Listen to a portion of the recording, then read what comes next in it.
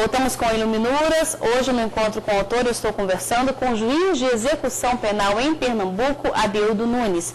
Ele está aqui para falar sobre sua obra da execução penal, lançada recentemente.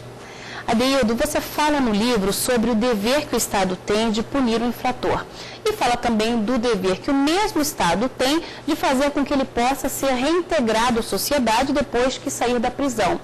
E fala ainda de uma pesquisa que mostra que 85% dos presos que saem dos presídios voltam a cometer outros crimes.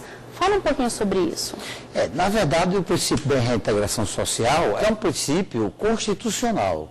É absolutamente imprescindível que o Estado e a sociedade também participe, não é, dessa reintegração social, que é fazer com que este preso, dentro do presídio, ele consiga meios, educação, saúde, um aconchego familiar, enfim, todo um arcabouço de normas que estão na lei de execução penal que estabelecem a necessidade dessa reintegração social.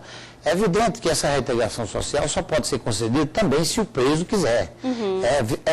Ele tem que optar em dizer: eu quero me recuperar. Normalmente, o que acontece? O que o senhor tem sentido dentro dos presídios? O que existe é que falta educação, falta saúde, quer dizer, os meios que a lei de execução penal oferece. E eles se interessam em melhorar? Ou a maioria, infelizmente, se conforma e realmente não quer ser uma pessoa melhor? Ele quer, em geral, trabalhar. Na verdade, o preso brasileiro, de uma forma geral, ele quer trabalhar. E não tem um trabalho, e principalmente no regime semiaberto. Porque no regime semiaberto ele já está mantendo contato com a sociedade, etc.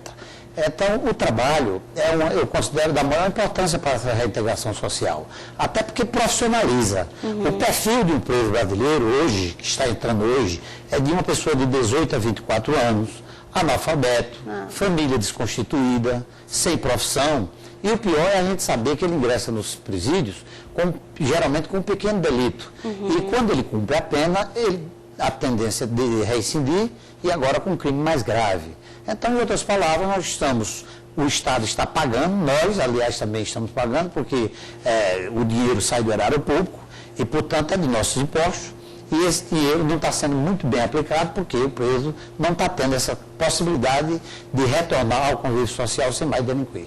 Ou seja, é aquela história de que ele sai pior do que entrou, é a mais pura realidade. É verdade, é o fenômeno da dessocialização.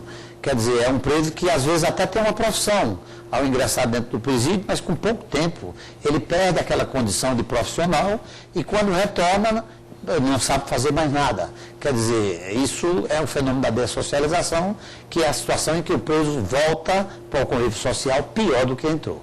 E Adeildo, na sua opinião, o que poderia ser feito para melhorar o sistema carcerário no Brasil? Você toca num ponto interessante que uma das soluções seria a substituição da pena privativa de liberdade por restritiva de direito.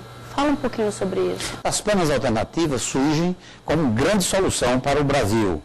Essas penas alternativas, infelizmente, hoje só podem ser estipuladas nos crimes de menor potencial ofensivo. Entendo. Mas acontece que em determinados delitos, por exemplo, aqueles que não são cometidos sem violência ou grave ameaça, quando o réu não é reincidente, que a pena fixada pelo juiz seja igual até 4 anos, é perfeitamente possível que se faça essa substituição que tem dado um resultado.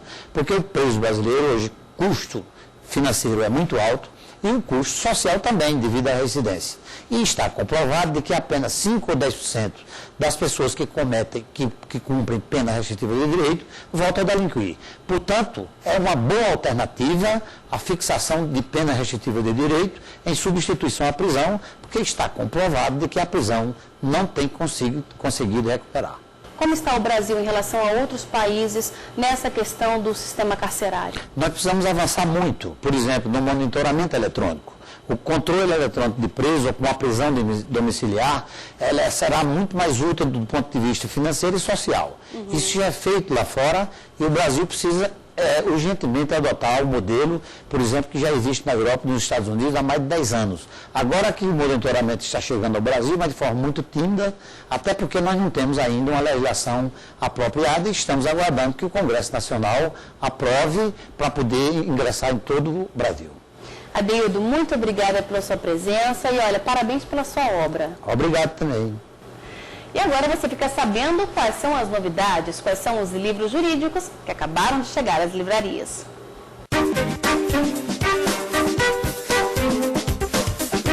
CLT 1000 perguntas e respostas, de Luciano Viveiros e João Batista dos Santos. Editora Saraiva. Instituições de Direito Civil. Direito das Sucessões, de Caio da Silva Pereira, das editoras Gil e Forense.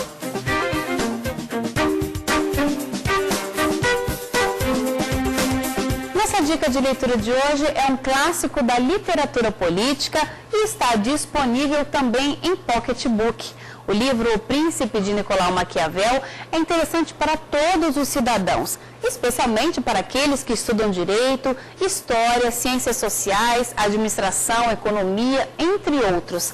A obra trata de questões como a conquista do poder e o que fazer para não perdê-lo, como alianças políticas, Estado e povo, política interna e externa, corrupção, nepotismo e favorecimento.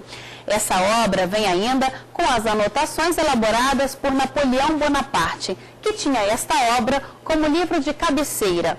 Então fica aí a nossa dica de leitura de hoje. Livro O Príncipe, de Nicolau Maquiavel. Este aqui é da editora Revista dos Tribunais. E você vai ver no próximo bloco. No Ex Libris de hoje, você vai conhecer os livros preferidos do advogado Aldi Santos Júnior. Ele recebeu a equipe do Luminuras para um passeio por sua biblioteca pessoal. Em instantes, até já!